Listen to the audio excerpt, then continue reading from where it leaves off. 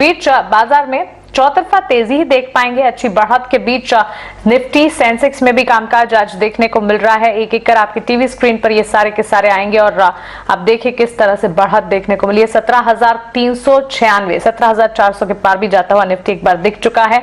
258 अंकों की तेजी और सेंसेक्स 57,924 के स्तरों पर यहाँ फिलहाल ट्रेड करता हुआ 57,900 के पार जाने का यहाँ पर दम और इसके पार ट्रेड भी अप कर दिखा रहा है। चलिए हमारे एक्सपर्ट्स जुड़ गए हैं टेक्निकल, उनसे भी बातचीत करते हैं और उनसे समझने की कोशिश कर रहे हैं कि आगे तेजी जो है अब बचा हुआ सेशन कैसा नजर आ रहा है। एक्सिस सिक्योरिटीज के राजेश पालविया मेरे साथ जुड़े हैं, kushbora.com के कुश बोरा और साथ ही HDFC सिक्योरिटीज के नागराज शेट्टी भी हमारे साथ जुड़ गए। आप सभी का बहुत स्वागत है। गुड आफ्टरनून राजेश जी, बताएं अच्छी तेजी के बीच बाजार अब ट्रेड कर रहा है, एक लंबी छुट्टी बाजार ने ले ली और उसके बाद अब 2 सेशन से संभल रहा है।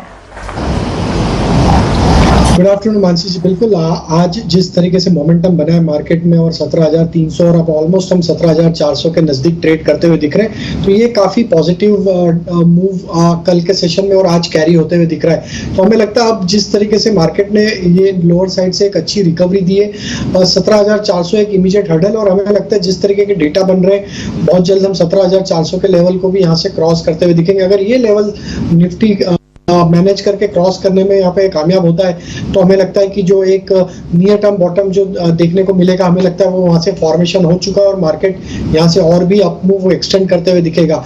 हालांकि आज वीकली एक्सपायरी है और जिस तरीके से आज शॉर्ट कवरिंग का ट्रेड यहाँ पे बनते हुए दिख रहा है, हमें लगता है कि कल के सेशन में भी अप मूव कंटिन्यू होते हुए दिखना चाहिए। अब यहाँ पे स्टॉप लॉस हम जो सजेस्ट करेंगे, जो लॉन्ग साइड के ट्रेड है उसमें 17,250 के स्टॉप लॉस रखें और अपसाइड में यहाँ पे जिस तरीके से शॉर्ट कवरिंग बनी है ये हमें लगता है कि एक्सटेंड होते हुए 17,500 550 की तरफ भी निफ्टी को यहाँ से 1 से 2 ट्रेडिंग सेशन में लेके जा सकती है। तो ट्रेंड जिस तरीके से बने यहाँ पे बुलिश साइड का ही ट्रेड हम यहाँ पे लेने की सलाह देंगे।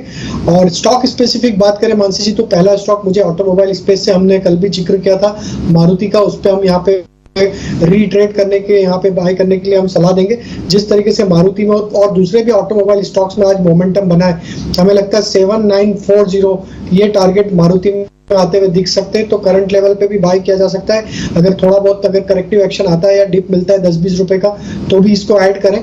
7720 का स्टॉप लॉस रखें और मारुति में 7940 तक के अपसाइड आते हुए दिख सकते हैं। और दूसरा जो सेक्टर हमें अब यहाँ पे अट्रैक्टिव लग रहा है वो है फार्मा स्पेस का। काफी फार्मा स्टॉक्स में एक बाइंग इंटरेस्ट आज बनते हुए दिख रहा है, उसमें सन फार्मा हमें काफी अट्रैक्टिव लग रहा है। अगर स्टॉक को ओवरऑल देखें तो जो रिसेंट हाई बने थे करीब 945 948 के आसपास, ऑलमोस्ट उसके नजदीक अब सन फार्मा ट्रेड करते हुए दिख रहा है। तो हमें लगता है जिस तरीके की स्ट्रेंथ सन फार्मा यहाँ पे दिखा रहा है, इसको यहाँ पे बाय करना चाहिए। 960 970 तक के अपसाइड के लिए 919 का स्टॉप लॉस रखेंगे।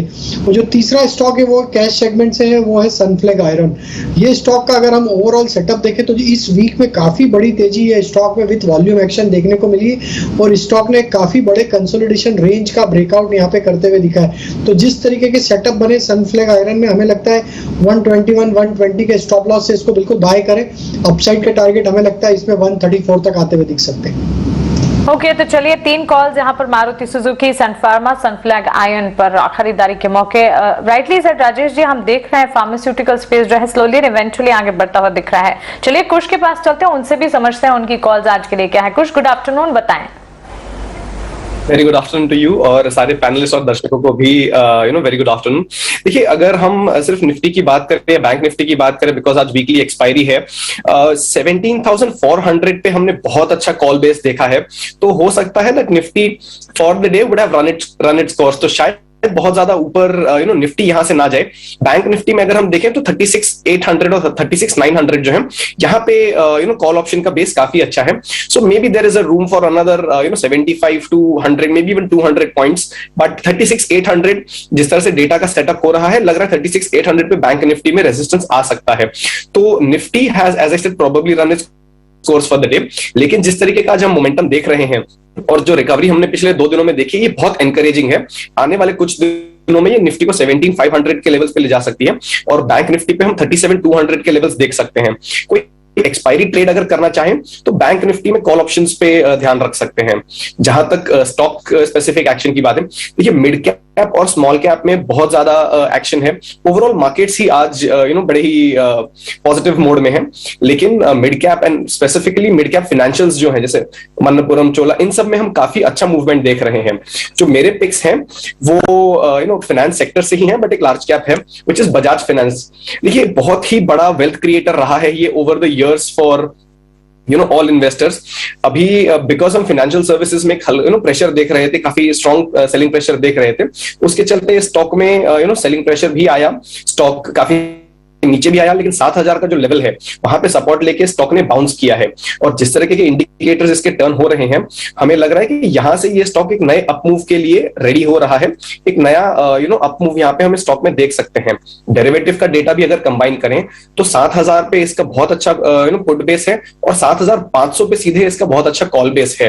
तो कोई ट्रेडर्स यहाँ पे लेना चाहे एफएनओ में पोजीशन या कैश में भी, तो बजाज फाइनेंस में नजर रख सकते हैं for a target of 7350 and stop loss of 7,050। मेरा दूसरा स्टॉक है ऑटो एंसिलरी स्पेस से। हम इसमें भी इस स्पेस में काफी समय से एक्टिविटी देख रहे हैं। एक स्टॉक जिसने पार्टिसिपेट किया था लेकिन पिछले कुछ दिनों में काफी अच्छा करेक्शन देखा, वो है अतुल ऑटो। एक बहुत ही अच्छे रनअप के बाद इस स्टॉक में करेक्शन आया था, फॉल आया था, लेकिन कल के गैप अप मूव के बाद इस स्टॉक ने अपने जो शॉर्ट टर्म एवरेजेस हैं उनके ऊपर क्लोजिंग दी और पूरा दिन सस्टेन भी किया है। आज भी स्टॉक अच्छा खासा मोमेंटम बनाए हुए है। तो ये अतुल ऑटो ये एक सेकंड स्टॉक है जो हमारा बाय कॉल रहेगा। इस पे ट्रेडर्स और इन्वेस्टर्स होल्ड कर सकते हैं for a target of 215 and a stop loss of 195. Indicators positive turn हो रहे हैं. It could go higher than the current targets as well. लेकिन अगर कोई शॉर्ट टर्म नजरिया रखता है तो 215 के टारगेट्स के लिए इसे होल्ड कर सकते हैं। ऑलराइट, कुछ के दो कॉल्स यहाँ रहेंगे। एक तो उन्होंने अतुल ऑटो दिया और बजाज फाइनेंस उन्हें पसंद आता है। बिल्कुल कुछ, और हमारे साथ नागराज शेट्टी भी बने हुए हैं, लेकिन इस बीच हमारे साथ केडियानॉमिक्स के फाउंडर सुशील केडिया जी बने हुए हैं। सुशील जी, बहुत बहुत स्वागत है आपका ईटी न्यूज़ स्वदेश पर। आपसे जब भी बात होती है एक बाजार पर ओवरव्यू जरूर मिलता है, ना सिर्फ इंडियन मार्केट्स पर, ग्लोबली भी, रुपए की चाल पर भी और क्रूड की चाल पर भी। सबसे पहले आपसे इंडेक्स पर ये एक व्यू जानना चाहेंगे। जब 17,000 तक पहुंच गया था बाजार तो थोड़ी सी जिटरीनेस थी कि शायद कुछ वीकनेस आएगी, लेकिन ग्लोबल मार्केट्स में कहीं पर भी आईटी पैक को छोड़ दे तो वीकनेस के साइंस नहीं थे। अभी फिलहाल आप बाजार को कैसे देख रहे हैं? क्या ये जो बाउंस अभी फिलहाल दिख रहा है ये शॉर्ट लिव्ड है, या आपको लगता है कि हम यहाँ आपको बाजार में स्ट्रेंथ दिखती है ऊपर की तरफ अभी? और 18,100 के आसपास अगर ये चार्ट मेरे कंप्यूटर से दिख पा रही है तो तीसरी बार यहां से इस लकीर से मार्केट घूमा था। और हमने आपसे उस वक्त बात की थी कि हो सकता है 1-2 दिन में 18,300 भी दिख जाए, वरना 1,001 पॉइंट तक की करेक्शन बन सकती है। हम करीब 1,000 पॉइंट नीचे गए, थोड़ा सा ज्यादा। और कल से ही जिस तरह से बाजार घूम गया था और आज तो जो इसमें रौनक आ गई है चार्ट पर, देखिए डाउन ट्रेंड लाइन टूट चुकी है। तो शॉर्ट लिफ्ट की बजाय अब स्टांस हमारी ओर से ये हो गया है, we will buy every dip with some stop loss। S&P 500 ने इस प्रकार का रिवर्सल कॉन्फर्मेशन 2 दिन पहले ही दे दिया था और निफ्टी ने आज दे दिया है। चूंकि हमारे लोकल बाजार में, स्थानिक बाजार में 1 दिन की छुट्टी ज्यादा थी, तो SGX निफ्टी पर आपको इस चार्ट में और ज्यादा क्लियर सिग्नल नजर आएगा। और साथ ही साथ बैंक निफ्टी भी उसी मुद्रा में है। तो अब यहां से मिनिमम इस रेजिस्टेंस लाइन तक 18,145 तक का तो दृष्टिकोण लेना चाहिए। ऐसा नहीं कि हम जिद करके बैठेंगे वहीं तक आएगा तो ही बेचेंगे, पहले घूम गया पहले, भी हमें काटना पड़ सकता है। और 18,145 150 क्रॉस कर जाने के बाद फिर ऊपर आप कोई भी एक बार लेवल मत जोड़िए। अभी इस वक्त उस ब्रेकआउट तक आते आते यहां से जो पैटर्न हमें मिलेंगे तब हम तय करेंगे कि हम 18,700 की चाल देख रहे हैं, 19,500 की चाल देख रहे हैं। और अचंभित होने की बात नहीं है, मार्केट सिग्निफिकेंट न्यू हाइस बना सकता है। Sushil ji, good afternoon. Of course जैसे मार्केट्स पर आपका नजरिया हम जान रहे हैं, हर हफ्ते जब आप हमसे जुड़ते हैं, अभी एक प्रथा ही बन गई है कि मार्केट्स के साथ साथ कमोडिटीज पर भी आपका आउटलुक हम जान लें, क्योंकि पूरे हफ्ते के लिए आपका नजरिया क्या है, एनालिसिस आपकी क्या है, वो समझ आ जाती है, which is very much vital for us. अब कमोडिटी मार्केट्स में एनर्जी पैक की पर्टिकुलरली बात करें तो हम देख रहे हैं ऑयल में फिर से क्लाइंब अप मूवमेंट देखने को मिल रहा है। ऑफकोर्स एक टाइट रेंज में थोड़ा सा ब्रीदर जरूर ले रहा है, ब्रेंट 108 के आसपास है। सोने के दाम की अगर बात बात करें बॉन्ड यील्ड्स का एक इम्पैक्ट है जहां पर देखने को मिल रहा है विदेशी बाजार में, घरेलू बाजार में उसके चलते कमजोरी नजर आ रही है। आप कैसे देख रहे हैं बुलियन मार्केट और एनर्जी पैक? देखिए, एनर्जी पैक जो है 116-17 तक 9x लाइट क्रूड जा सकता है, और क्रूड की चार्ट इतनी चतुराई के साथ दो तरफा चार्ट बन रही है कि 116 के आसपास अगर सिग्नल आएगा 116-17 के आसपास वापस रिवर्सल का, तो हो सकता है एक बहुत बड़ा स्लाइड वहां से बन जाए। फिलहाल 116 तक की हम चाल देख रहे हैं। गोल्ड के अंदर एक माइनर रैली ही हुई थी। देखिए, अगर ये गोल्ड एमसीएक्स की चार्ट मेरे स्क्रीन पर जो है अगर आपको दिख रही है, इस स्लाइड के बाद एक माइनर रैली हुई थी, और हो सकता है क्रूड ने जैसे एक सर्टेन रेंज में कंसोलिडेशन बनाया, तो गोल्ड यहां से 52,500 से अब 50,000 के आसपास तक की बात हम करते हैं अगले सप्ताह भर तक की। पर इन दोनों से ज्यादा एक रोचक चार्ट जो बन रही है, ये एल्यूमिनियम की चार्ट को आप देखिए। इस मेजर स्पाइक के साथ जो निकल में तूफान मूवमेंट एक ही दिन में आया था, उसके साथ ये जो सारे बेस मेटल्स का मूवमेंट आया था, एक ट्रायंगल पैटर्न अब कंप्लीट हुआ है, और यहां से आज ये हैमर कैंडल बना रहा है। तो अगर एल्यूमिनियम अगले 1-2 दिन में 273-80 के ऊपर चला जाता है एमसीएक्स के भावों में, तो कोई बड़ी बात नहीं कि 340 तक की एक बहुत शार्प मूव आ जाए। और जो लोग कमोडिटीज को ट्रेड नहीं करते हैं और स्टॉक्स पे जिनका फोकस है, तो बड़ा सिमिलर सा पैटर्न हिंडाल्को में बन रहा है। आप देखेंगे सेम हैमर कैंडल आज बन रही है, और अगर आज ये 44.5 के ऊपर 544 के ऊपर बंद आता है, तो मैं बंद भाव में थोड़ा सा लेकर जाऊंगा, और कल अगर और ऊंचा खुलता है तो we will go all in into Hindalco with a stop loss that is approximately at the low of today. और हिंडाल्को चलेगा तो साथ में नाल्को भी चल जाएगा। तो अब क्रूड, गोल्ड और एल्यूमिनियम की तो ये बात हो गई। डॉलर इंडेक्स में भी देखेंगे ना, तो जो कंसेंसस बना हुआ है कि डॉलर उतर ही नहीं सकता है, तो जैसे वो 1970s की बॉलीवुड्स की मूवी में एक जग्गू दादा का कैरेक्टर प्ले करते थे जीवन, तो रामपुरी चाकू गर्दन पे लगा देता था। उसका किरदार कभी भी ये नहीं था कि वो किसी को मारे, वो सिर्फ बटुआ छीनने आता था।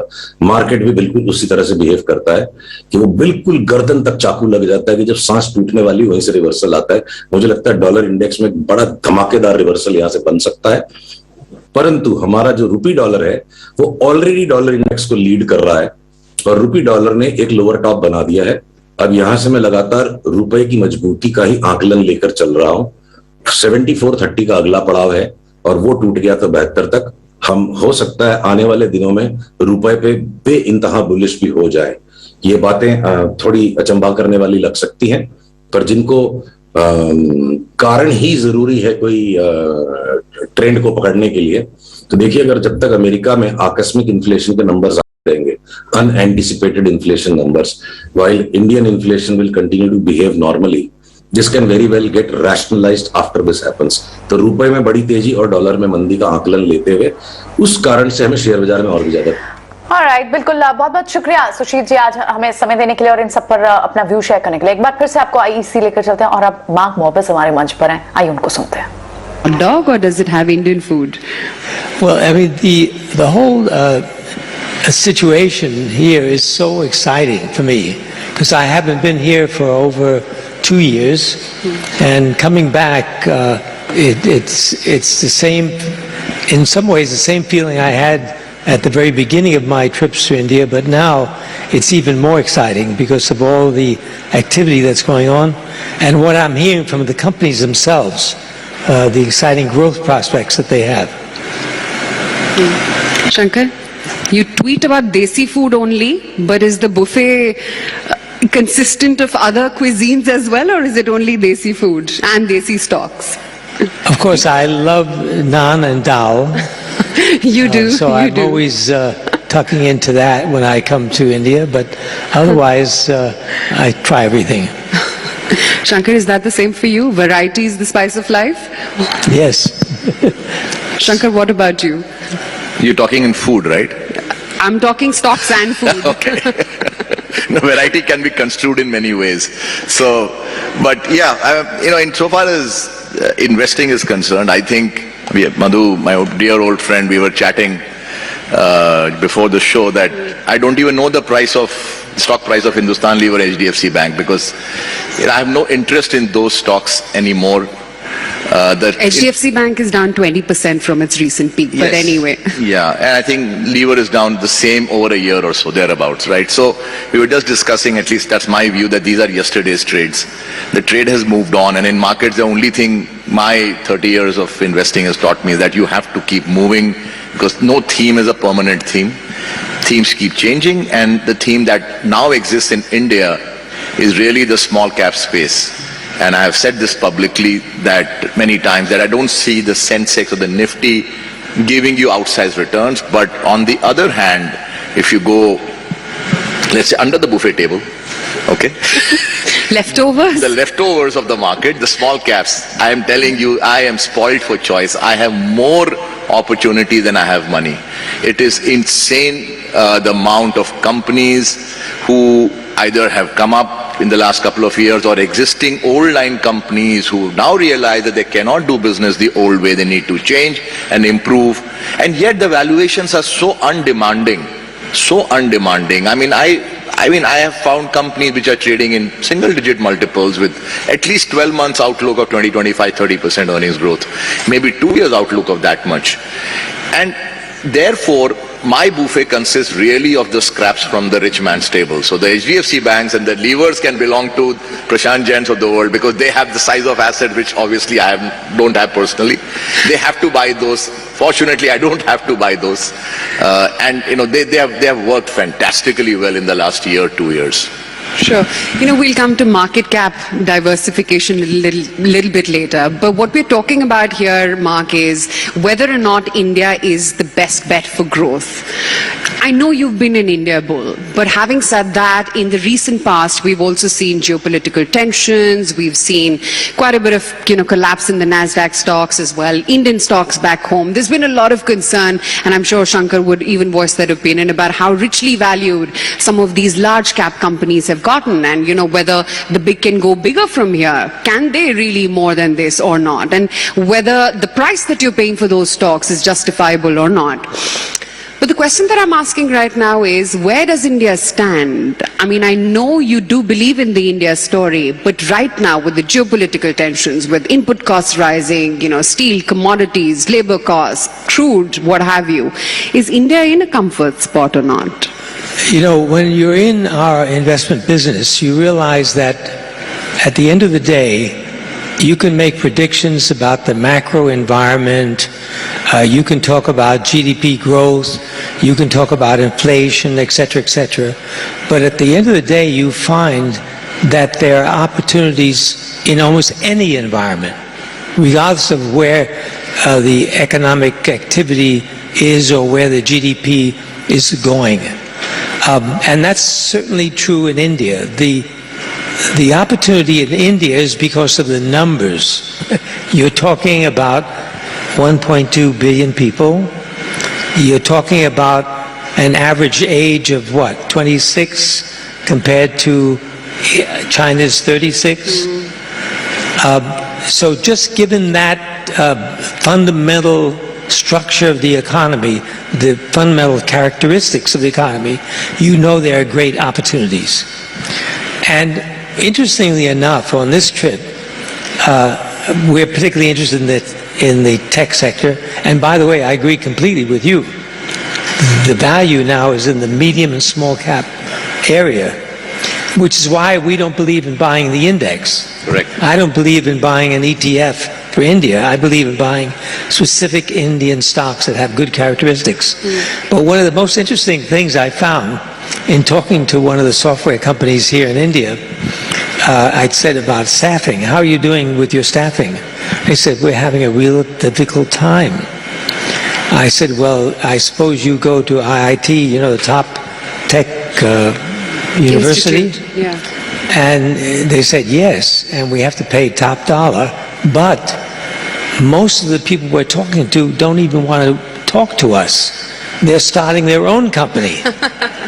So you're having this incredible vitality, this entrepreneurial activity, which I think is so exciting.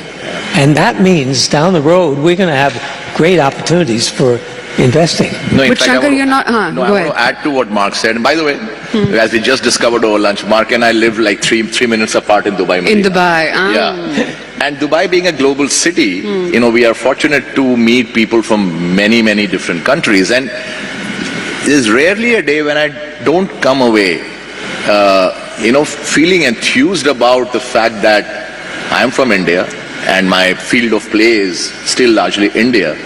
Because when you meet people from Sri Lanka, for example, I met a gentleman for lunch in Sri Lanka, last week, he's from Sri Lanka. The situation is horrendous. You meet people from Pakistan all the time. Situation is horrendous. You meet people from obviously Europe all the time. One of our major investors in a fund that we run is a German gentleman, old line hedge fund manager, now manages, basically allocates capital. And he told me that I think the country for the next 10 years is India. He's a 72-year-old gent, an old hat in investing, and he's never been to India. But he says that whatever I know, sitting at a distance, there is nothing that compares even remotely with this opportunity. So there is nothing not to like. I mean, it's simply at this juncture, and that's what again we were discussing over lunch, that the flow of capital has so few good homes today in this world. You know, you can't go to obviously large parts of Europe because that's really been in a decline for decades. China is problematic. Japan, we all know, is up and down. Other parts of Asia are again in some sort of bother. US, while still being a great market, no doubt, still has its own problems and challenges with rate cycle and everything.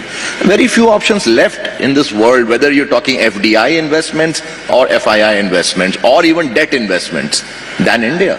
So it's just a beautifully sweet spot in the economic history of the world that almost every factor you want to look for in an investable market is right here in India. It's just rare to find such situations. So Shankar, let's get to the point, and I'm sure our audience also wants that. Where do we look? Table ke andar kya mila?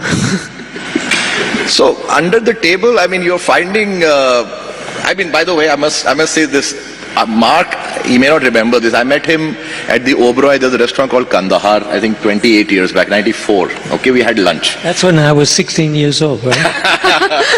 Shankar was 5, don't you remember? And Mark had a shopping list, or at least a visit list, and he showed me that list. And he said that, can you set up meetings for these companies? I looked at the list, and on that company, Mark being a value investor, he had looked at stocks which were 4P, 5P, 6P.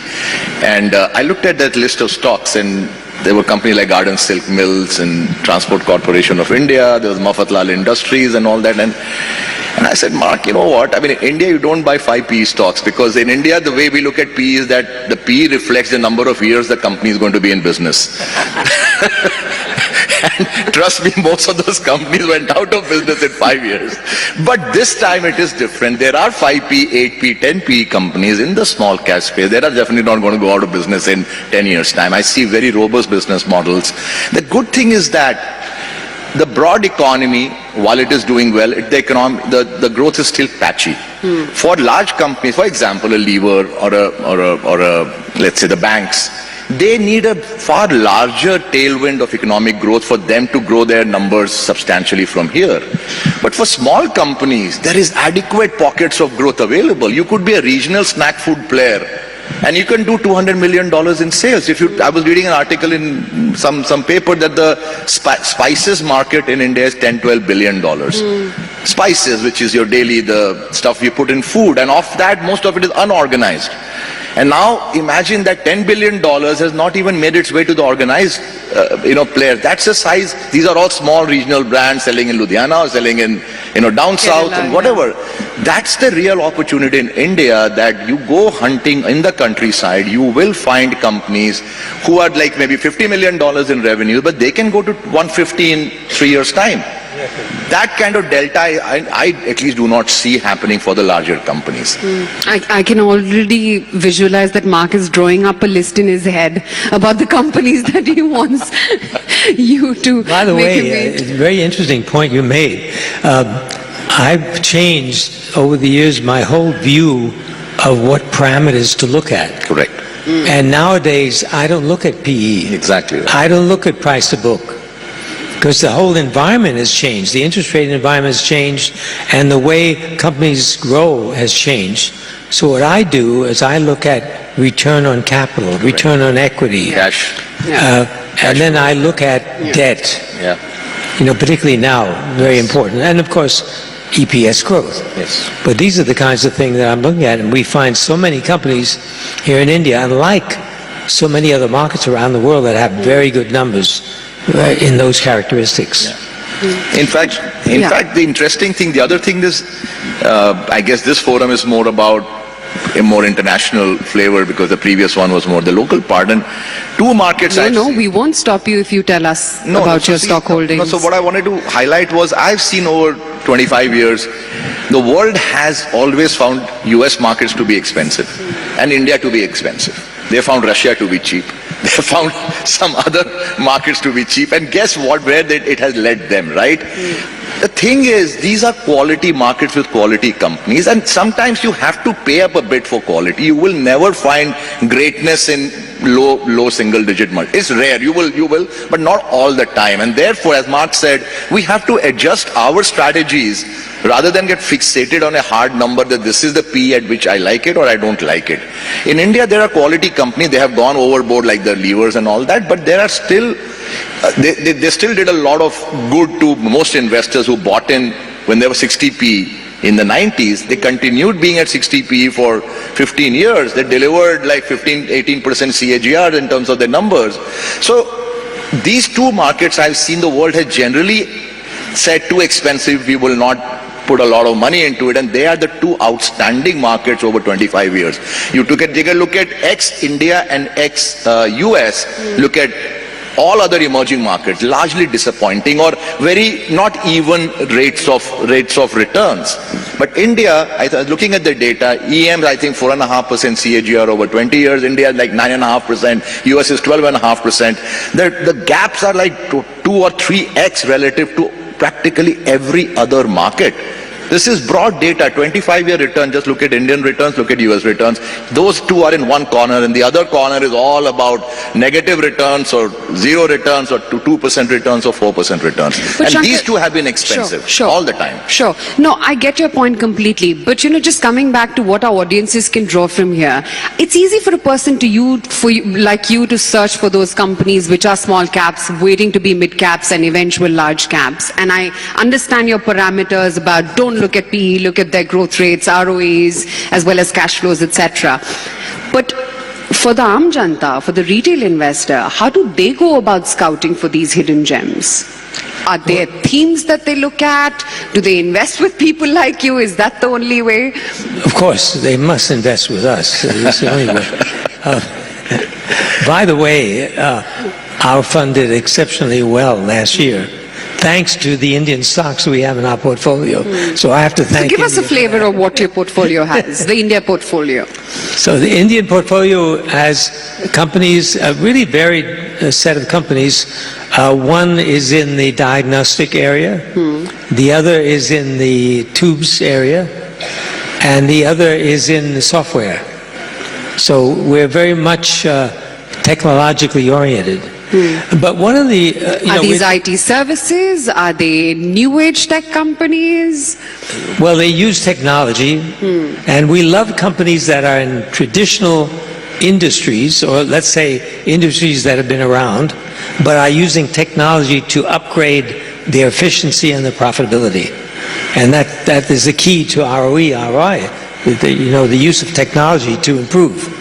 But one of the things I think we have to discuss here is ESG plus, by the way, we added C, culture. ESG plus C. What's the C, Mark? The C is culture. Culture, okay. ESG, environmental, social, governance plus culture. What we found is that तो आप सुन रहे थे mark मोहबिस और शंकर शर्मा को IEC के platform से, और clearly उन्होंने बोला ईएसजी थीम की बात कही, और ये वही थीम है जिसके चलते हम देख रहे हैं पीएसयू स्पेस के कई सारे काउंटर्स में आउट परफॉर्मेंस कई दिनों से देखने को मिल रही है। चलिए इस बीच अगर मार्केट्स पर एक क्विक चेक हम यहाँ करें तो 17,400 के ऊपर निफ्टी और बैंक निफ्टी में आपको लगभग 500 पॉइंट्स की स्ट्रेंथ दिखाई दे रही है। 36,800 के पास आपको बैंक निफ्टी दिखाई दे रहा है। बैंकिंग स्टॉक्स में आपको अच्छी सर्ज दिख रहा है, और बैंक एचडीएफसी बैंक में तो बड़ी block deals, change of hands भी हुए आपसे कुछ देर पहले। चलिए अब संजीव वसीम जी से भी जुड़ने का समय हो गया है, उनसे भी समझ लेते हैं कि आज वो कहां नजर बनाए हुए हैं।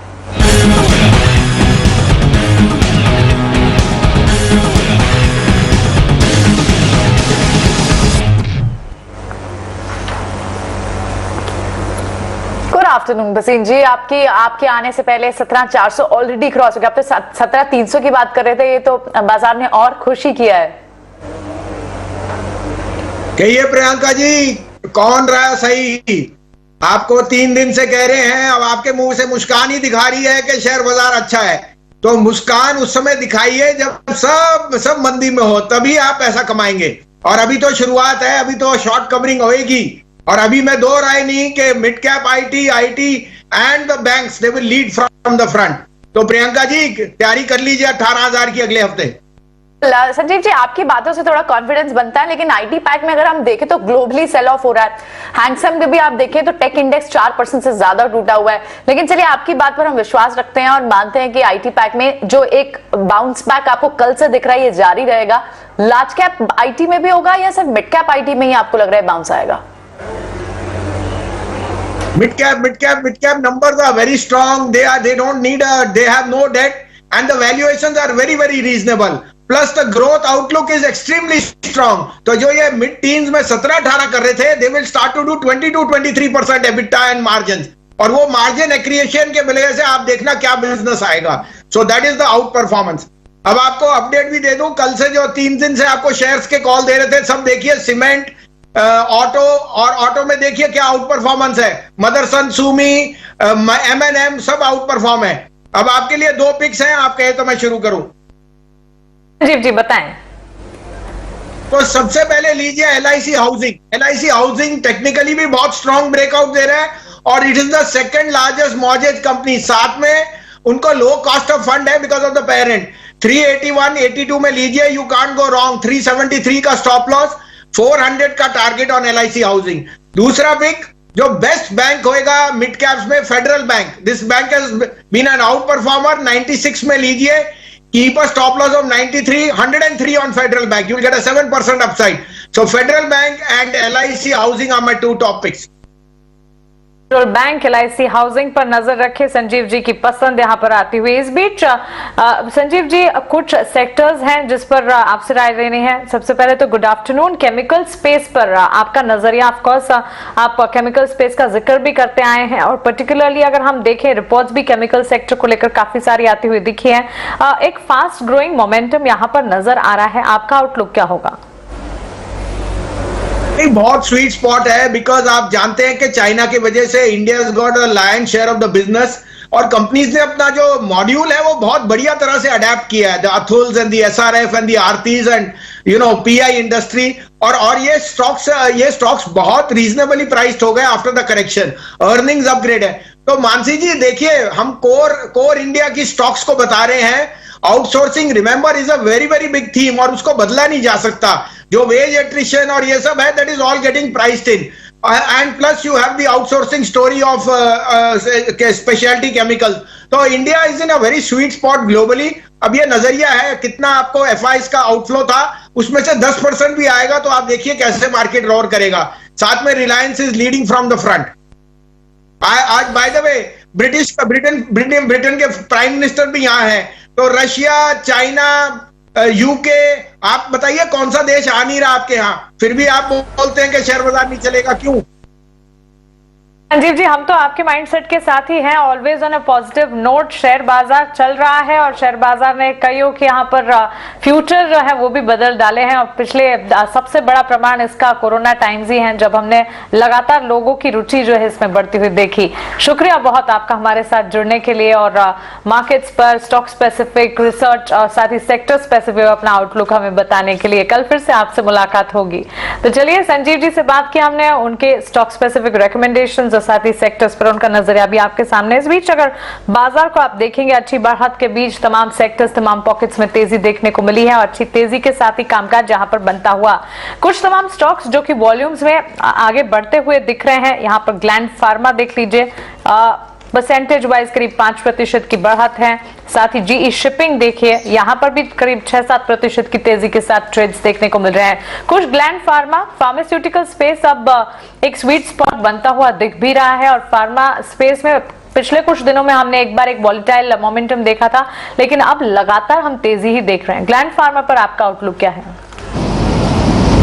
जी हाँ, देखिए एक अच्छे कंसोलिडेशन या करेक्शन फेज के बाद इस स्टॉक ने बहुत अच्छा बाउंस दिया है, और जहां से इस स्टॉक ने इस बार बाउंस दिया विच इज 3200 के लेवल्स, वो एक बहुत ही स्ट्रॉन्ग सपोर्ट है इस स्टॉक के लिए। मल्टीपल टाइम्स हमने देखा है कि इस स्टॉक ने वहीं से सपोर्ट लेके एक बार बाउंस दिखाया है, और अभी जो इसका एक इमीडिएट रेजिस्टेंस था विच वाज 3400 के आसपास, आज कन्विंसिंगली उसे क्रॉस किया है और उसके ऊपर ट्रेड भी कर रहा है। इंडिकेटर्स भी पॉजिटिव टर्न हो रहे हैं, so there is a good chance कि ये स्टॉक यहां से और ऊपर जा सकता है। और पोजिशनली अगर कोई इसे होल्ड करे तो 3640 एंड 3700 के टारगेट्स भी आने वाले कुछ दिनों में स्टॉक में देख सकते हैं, बिकॉज टारगेट्स भी जरा बड़े हैं। स्टॉप लॉस भी जरा सा डीप रख सकते हैं विच इज अबाउट 3300, तो 3300 के आसपास इसका स्टॉप लॉस रखिए, and you can see a move in this stock to 3650, even 3700 levels in the coming days.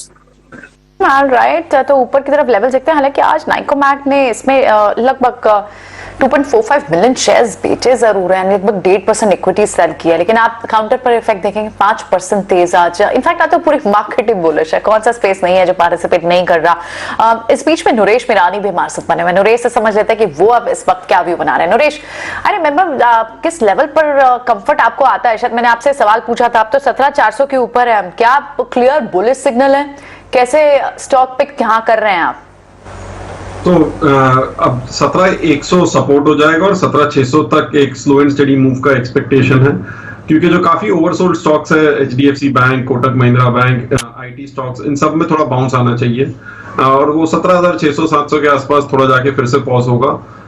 और स्टॉक स्पेसिफिक अभी भी काफी स्टॉक्स है जहां पे अपॉर्चुनिटीज बिल्टअप हो सकती है, न्यू सेक्टरल मूव्स भी हो रहे हैं। तो सबसे पहले उसमें बीपीसीएल, पहले हमने देखा छोटे रिफाइनरी स्टॉक्स ने ब्रेकआउट दिया, अब सब जितने ओएमसीज है वो ब्रेकआउट दे रहे हैं। तो बीपीसीएल ने एक स्विंग हाई क्रॉस किया है कल 388 390 का, तो यहाँ पे एक मोमेंटम कंटिन्यू रहना चाहिए 440 तक, स्टॉप लॉस 390। और दूसरा है जो छोटे बैंक्स है वो बहुत ज्यादा गिरे हुए लास्ट 1-1.5 साल में।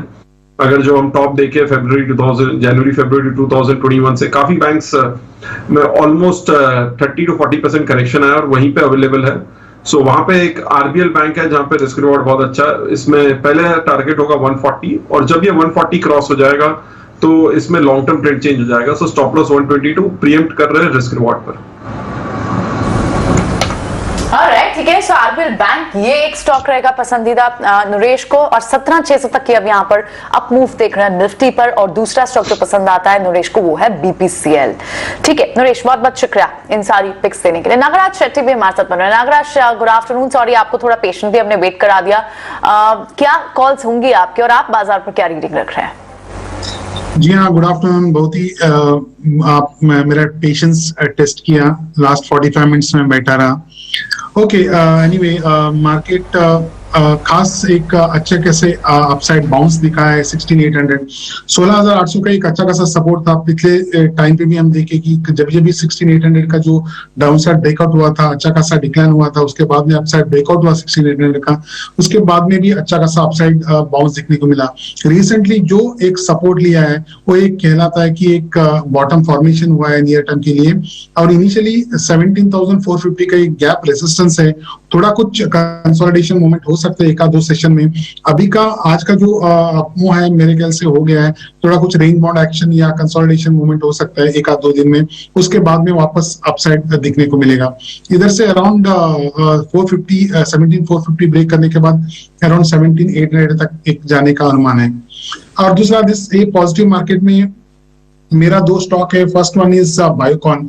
जब भी मैंने आपके शो के लिए एडवाइस किया था तभी अराउंड 368 के आसपास, 368 369 के आसपास ट्रेड हो रहा था। अभी अराउंड 373 74 के आसपास ट्रेड हो रहा है।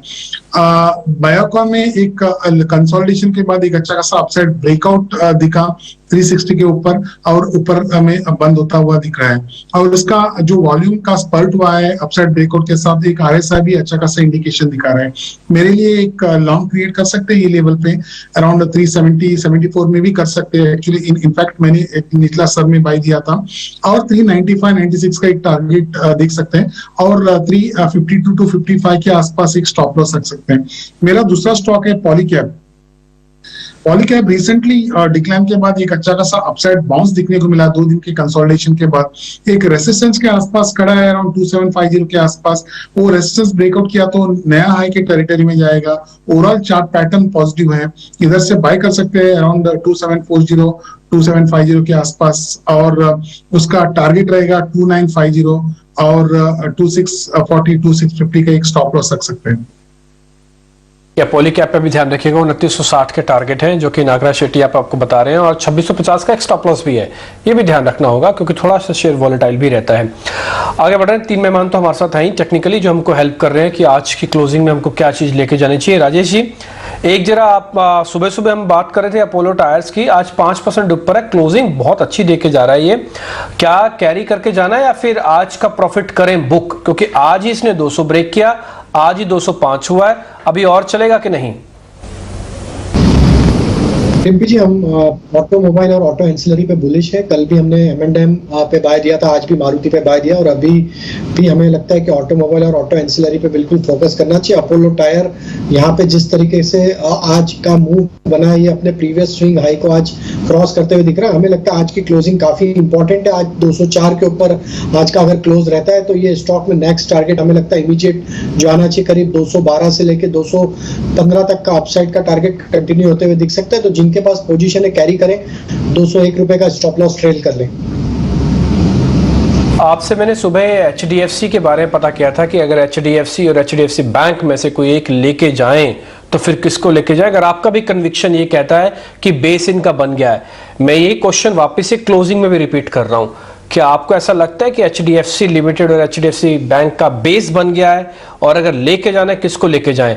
आज दोनों शेयर डे हाई पे क्लोज कर रहे हैं। So I think that would be fair. That would be fair.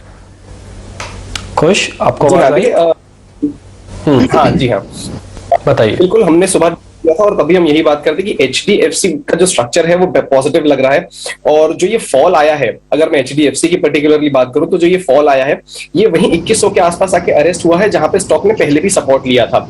तो कहीं ना कहीं 2 बार स्टॉक यहाँ पे सपोर्ट लेके एक बार टर्न अराउंड कर रहा है। लुक्स लाइक इंटरमीडिएट जो सपोर्ट है या जो इंटरमीडिएट बेस है वो बन गया है। और अगर मैं इंडिकेटर्स की बात करूं तो हम कहीं ना कहीं उस पर भी एक टर्न अराउंड देख रहे हैं, जो सजेस्ट कर रहे हैं कि यहां से स्टॉक एक नया मोमेंटम गैदर कर सकता है। क्या उन हाइस तक जाएगा जो हमने रिसेंटली देखे थे मर्जर के अनाउंसमेंट के दिन? May be not so fast, लेकिन डेफिनेटली एक अपसाइड इन स्टॉक्स में यहां से बनती है। HDFC का अगर मैं पर्टिकुलरली टारगेट कहूं तो 2375 का जो लेवल है वो इस स्टॉक पे इमीडिएट बेसिस पे दिखता है, और अगर कोई फ्रेश पोजीशन ले तो 2100 का स्टॉप लॉस रखिए, जहां पे हमने स्टॉक को सपोर्ट लेते हुए देखा है। So all in all looks like there is an intermediate base form, और एक बाइंग अपॉर्चुनिटी के तौर पे ये जो प्राइसेस हैं ये एक्ट कर सकते हैं। क्लियरली ये राय आपको मिलती हुई यहाँ पर स्टॉक रिएक्शन को देखते हुए ओपनिंग में भी और साथ ही रिएक्शन के बल पर ही क्लोजिंग में भी आपके लिए राय हमने आप तक पहुंचाई। ब्रिटेन के प्रधानमंत्री बोरिस जॉनसन आज 2 दिवसीय यात्रा पर भारत पहुंचे हैं। भारतीय संस्कृति के अनुसार उनका भव्य स्वागत किया गया। बोरिस जॉनसन ने साबरमती रिवर फ्रंट के साथ अडानी ग्लोबल हेडक्वार्टर्स का भी दौरा किया, जहां उन्होंने आज अडानी समूह के चेयरमैन गौतम अडानी से भी मुलाकात की। और इस खबर पर पूरी की पूरी जानकारी के लिए सीधे चलते हमारे संवाददाता अमित राजपूत के पास। अमित, बताएं।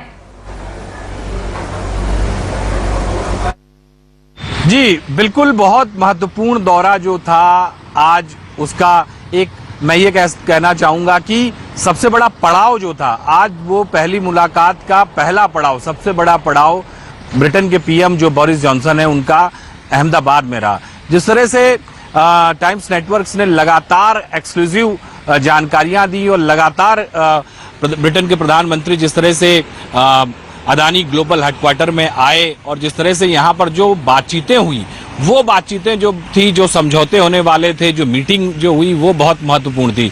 यहाँ पर जैसे ही ब्रिटेन के प्रधानमंत्री पहुंचे, उनका भारतीय संस्कृति के हिसाब से पहले तो स्वागत किया गया, और जो दूसरे डेलीगेट्स थे उनका भी भव्य स्वागत जो है वो गौतम अडानी और पूरी उनकी टीम की तरफ से किया गया। तो ये एक बड़ा दिन रहा कि अडानी ग्लोबल हेडक्वार्टर पे स्वयं ब्रिटेन के प्रधानमंत्री का पहुंचना।